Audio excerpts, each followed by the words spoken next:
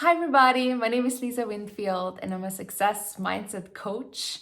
And I love to help women to get out of their own way so they can achieve their biggest career goals with more ease and with more alignment. And so today I want to talk about the fact that there is only 4 months left in the year.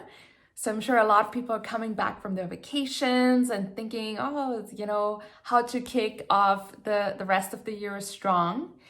And so a lot of my clients ask me about that as well. And the one thing that we're working on a lot and that I always recommend is to just really have a powerful morning routine, a routine that sets your mind and your body and your spirit up for, stepping into your best version. And so I'm sure you're familiar with that whole concept of having a morning routine. And we're gonna dive into what that could look like. But where it usually falls apart is to actually implement it, to actually do it when the kids cry and school starts and there's some emergency at work. And how do we actually follow through for the next 10 years? How does that actually work? Okay, so to start the story, I wanted to share where I used to be. I think 6 or 7 years ago, I would drag my butt out of bed, 5 minutes before I had to get ready or would definitely be late for work. And my morning routine was a huge coffee, sometimes a smoothie, and I did nothing for my mind or my body. And as a result, my energy, was sort of low, and I was having all these emotions and worries in my mind, and I was just not as motivated. And I thought it was normal because that's what I was used to. But once over the years, I started to have a powerful morning routine, everything shifted because everything in the day comes after the morning, right? You're setting up the stage for a different kind of day.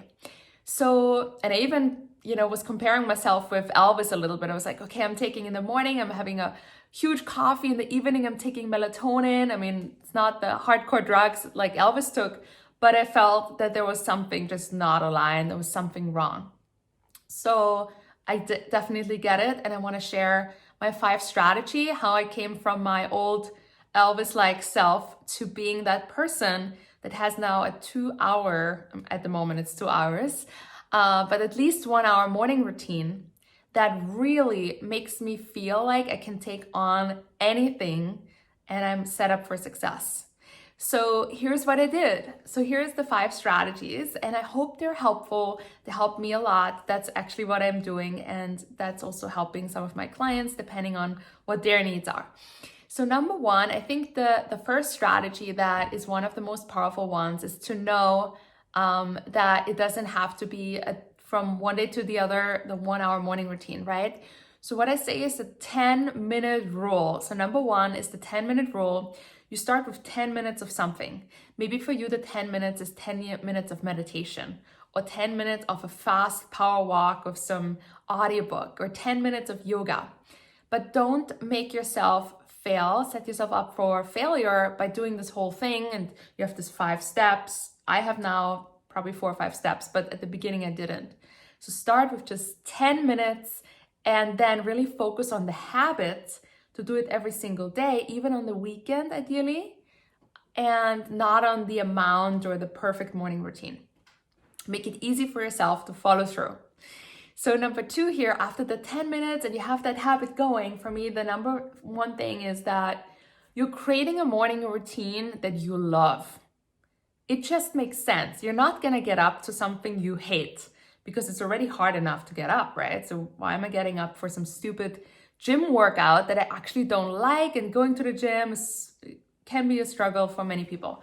So whatever that is for you, but finding a morning routine you love, especially the first things, I'll get into that.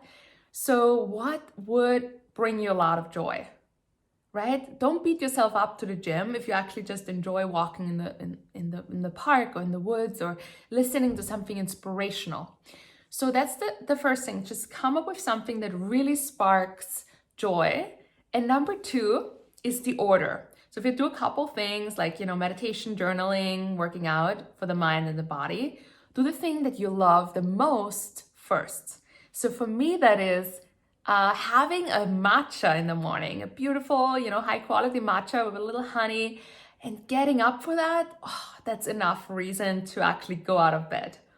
And then the things, that I'm adding is meditation. I love meditation.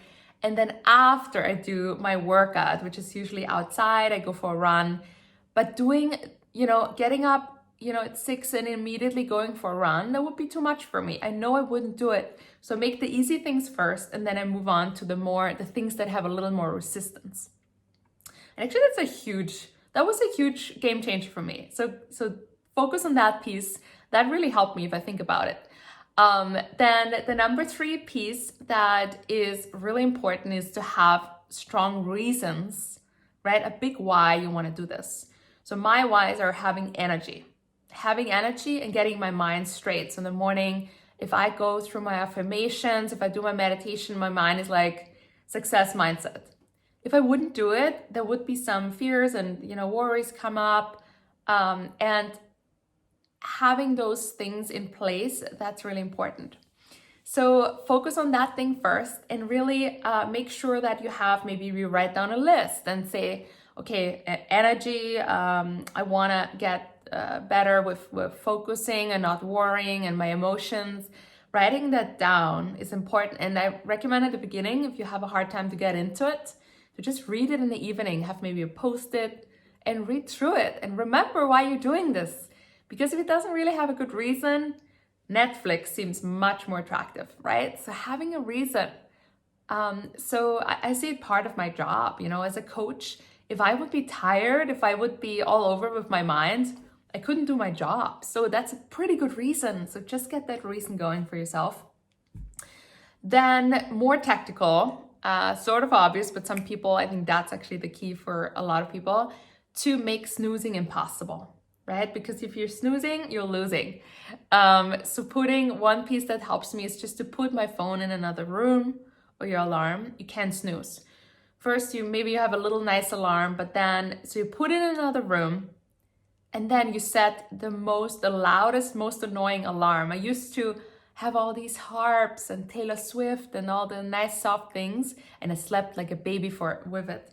So actually having something that's really annoying that you need to turn off, and then you have to get up to do it.